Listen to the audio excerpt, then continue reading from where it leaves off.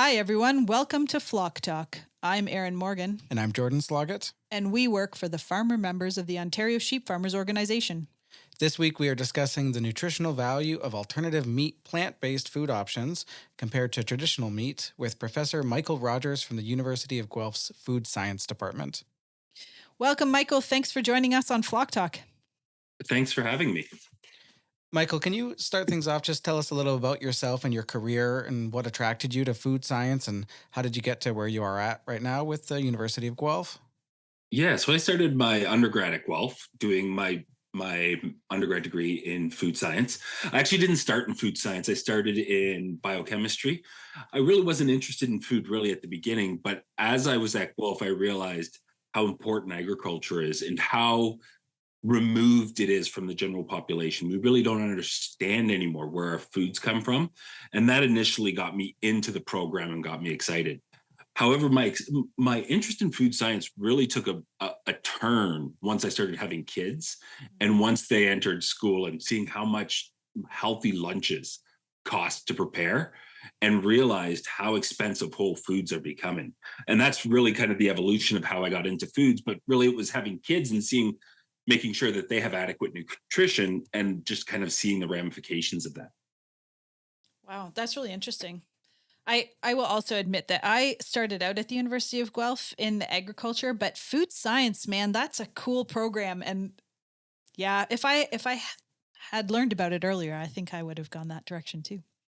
It's a really great program because there's so many different avenues you can go into, from product development to safety all the way through regulatory and sales. So it's like a real spectrum of an industry that you can get so much different kind of hands-on experience. Yeah, I wish it was promoted more. Yeah, but Michael, can you tell us a little bit about your recent research comparing the nutritional value of plant-based burgers to traditional beef burgers? Sure. So part of my research involves using simulated digestion equipment. And one of the nice things about that is it gives an identical environment to compare how foods are actually digested. So when we think of a whole food, there are certain biological structures within that food that kind of impede digestive enzymes. So digestion can actually change depending of the matrix that food's in. And because of that, I got interested in looking at processed or formulated foods that aim to mimic whole foods. So some really obvious examples are the kind of plant-based Beyond Burgers and the traditional beef burgers. But there's a lot of other little differences, things like Pringles potato chips versus Lay's like fried potato chips, or breast milk versus infant formula. So all of these different kind of formulated foods that we've tried to mimic whole food structures, we've really tried to focus on more the organoleptic or the sensory properties, the consumer's perception. Do they enjoy it? Do they like it? Will they rebuy it? I don't think there's been as much thought into, are they nutritionally equivalent? And is the term burger or milk, should that be to its original whole food source, right? So when we looked at plant-based burgers, there's a couple obvious differences between a plant-based burger and a traditional beef burger. First one's the macronutrient composition, right? So when you look at a plant-based burger, there's a lot of starch, a lot of carbohydrates. In meat, there isn't any.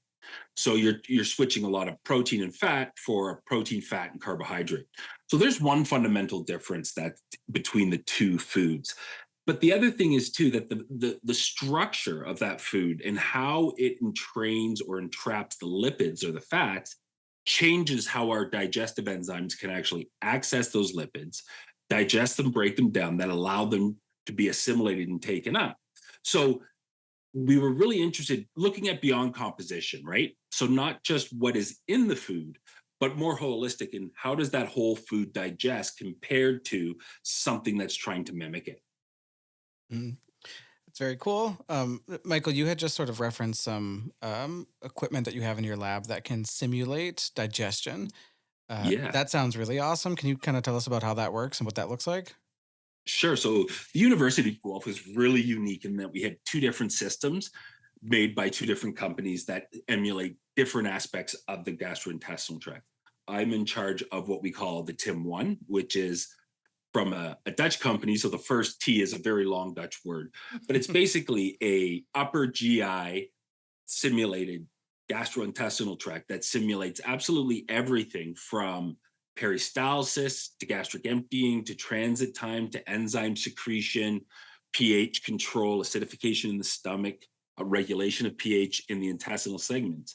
And what that does is it allows us to look at how that food travels through the luminal phase of our intestines. So not really how they're absorbing, because that's at the intestinal epithelial, but more how do they actually break down in the fluids in our stomachs, because that's the precursor to how we absorb them. So the first system, the TIM1, simulates the upper GI. The second part, or the second system, is run by Dr. Gisela Point, and that is the Twin Shine, and that simulates the colon. So what's really neat about that is we take a human fecal sample and we split it into two parallel simulated colons, and then we can actually put foods through there and see how the gut microbiome changes with regard to one food versus the other. So when we did that with the Beyond Burger versus the hamburger, we saw a very distinct shift in the gut microbiota that was present after 1 week of feeding these Beyond Burgers. Now, most consumers won't eat a full week's worth of burgers. However, when you think about our diet is made up of about 48% of the calories come from ultra processed foods or formulated foods. And we've got to start to understand how we can better formulate them so that they digest in a slower way, much like we hear of the glycemic index of foods, right? So if you're a type 2 diabetic, you want to have low glycemic foods or foods that digest very slowly. Conversely, ultra processed foods digest very fast, so they have a higher glycemic response. And we can look at this too for lipids. We call it the lipemic response. And actually structuring those foods in different networks changes how those macronutrients digest and are absorbed. Mhm. Interesting. So I'm going to see if I understand this. So you have basically a fake stomach that simulates what happens when you eat different foods. And so can you tell us a little bit more about eating the ultra processed food versus eating the whole food? What have you seen in that did you call it a TIM1? Yeah. What have you seen in that TIM1? How do they differ? Sure. And what are you looking for? Are you looking for like energy output, or like how do Yeah. you measure the differences? Sure. So a couple years ago, there was a lot of interest in why diseases around metabolic syndrome and health were becoming so prevalent. Type 2 diabetes is one of the conditions, obesity. And a group of researchers decided to classify foods. So when you talk about the NOVA system, it doesn't stand for anything. It's just capital NOVA. It looks at the degree of processing that food has undergone. So whole foods are group 1 foods. Those are things like apples, bananas, meat. Group 2 foods are processed culinary ingredients. So that would be something like ketchup or mayo. Group 3 foods are processed foods. So that could be a jar of pickles would be a good example of a group 3 food. Group 4 foods are what we call ultra processed foods.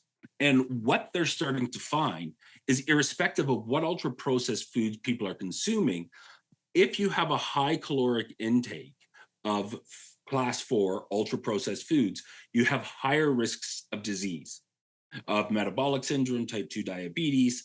So what we were trying to understand in our experiments is how much difference in structure is actually enough to change the rate foods digest. So if you think about Pringles are all uniform shape, size, color, right? That's a formulated food. That's made from ingredients extracted from whole foods that are then formulated and processed into what looks like a potato chip. So that would be a group 4 food. Now, if we take a regular fried potato chip that undergoes slicing and is fried, that is a group 3 food. It's a little bit different than the ultra processed Pringle because it's made with ingredients, whereas the the potato chip still has a lot of its structure left that was in the potato. So when we look at ultra processed formulated foods, these foods that we create structures that aren't endogenous in that whole foods, it actually makes them much more easily to digest. So even though we call it a plant-based burger, it digests more like a confectionery or a candy product than it does like meat.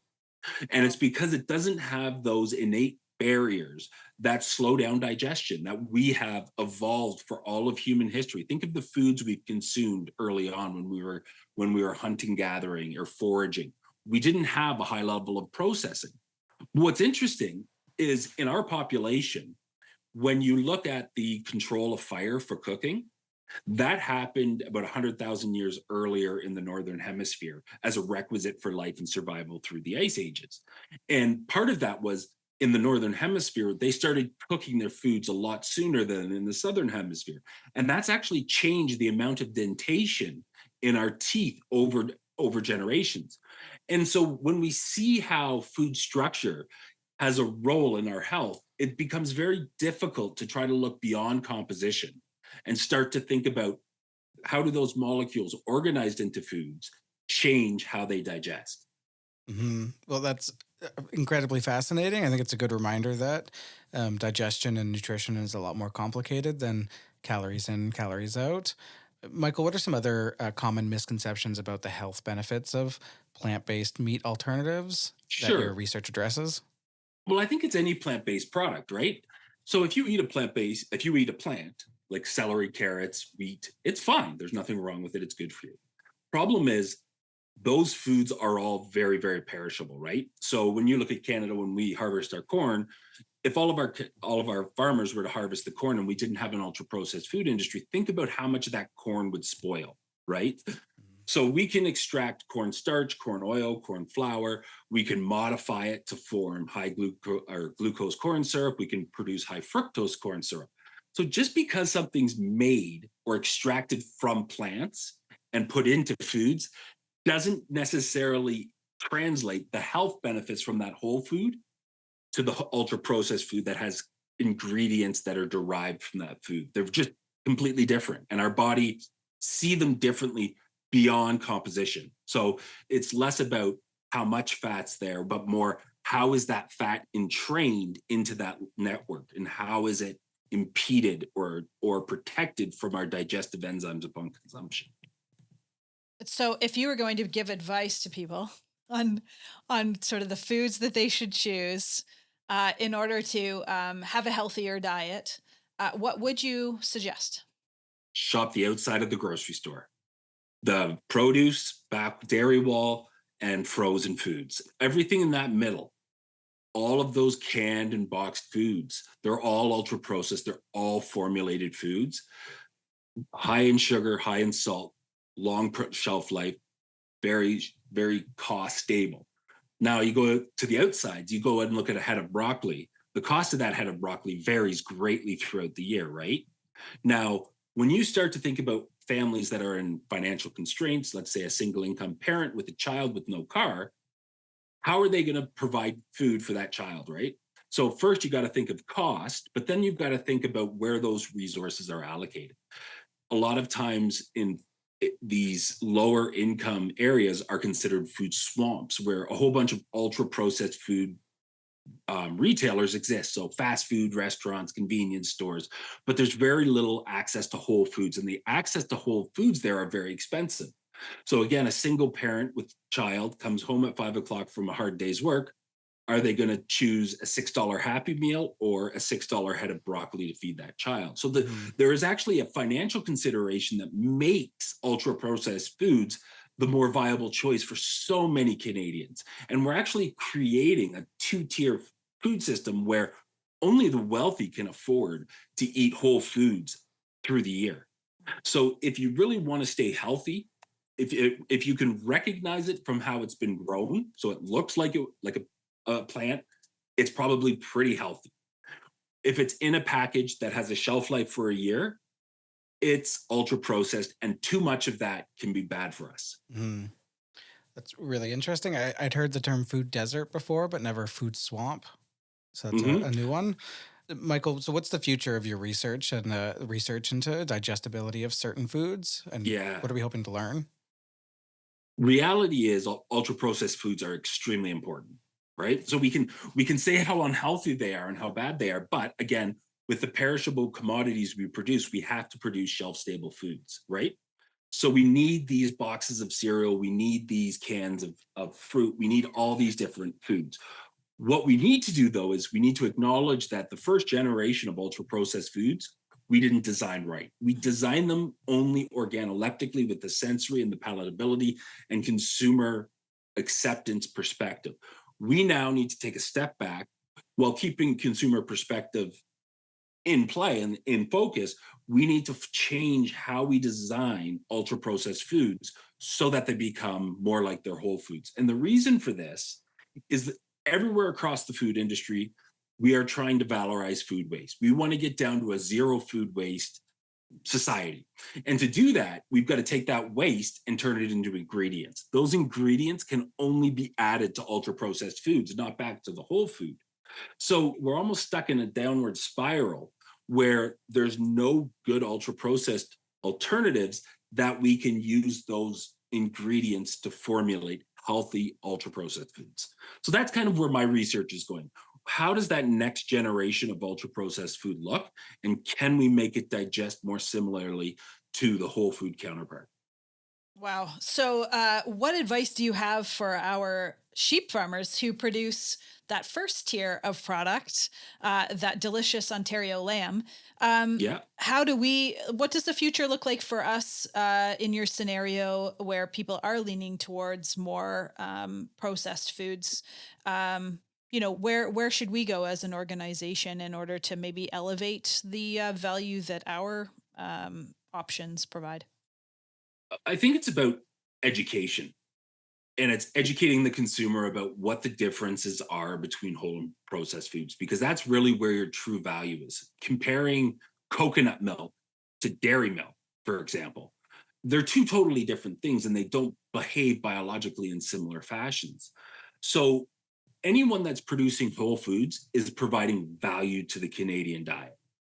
We need as much of that as we can. And Canadians, we need to realize two things.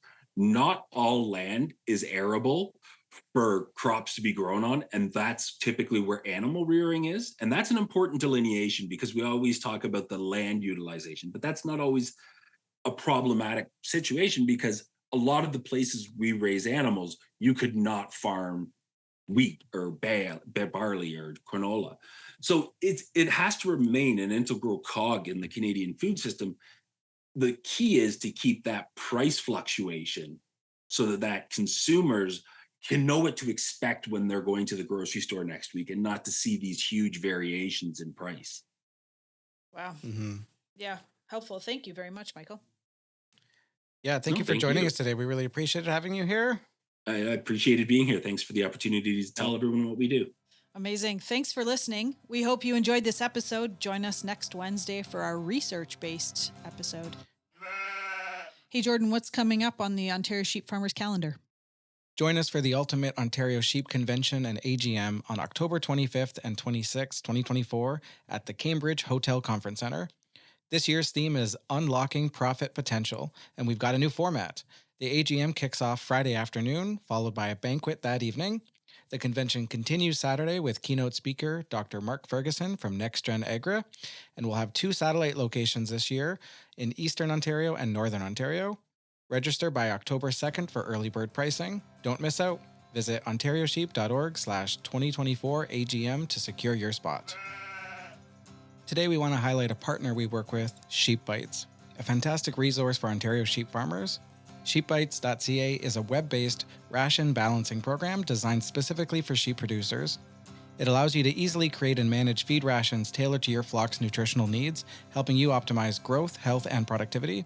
With Sheep Bites, you can make informed decisions about your feed strategies, ensuring that your sheep get exactly what they need. Check it out at sheepbites.ca and see exactly how it can benefit your operation. That's sheepbytes.ca.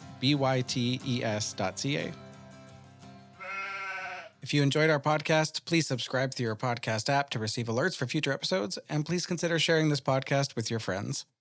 For more Ontario Sheep Farmers content, follow us on social media at Ontario Sheep Farmers on Instagram and Facebook, at Ontario Sheep on X, and visit our website at ontariosheep.org.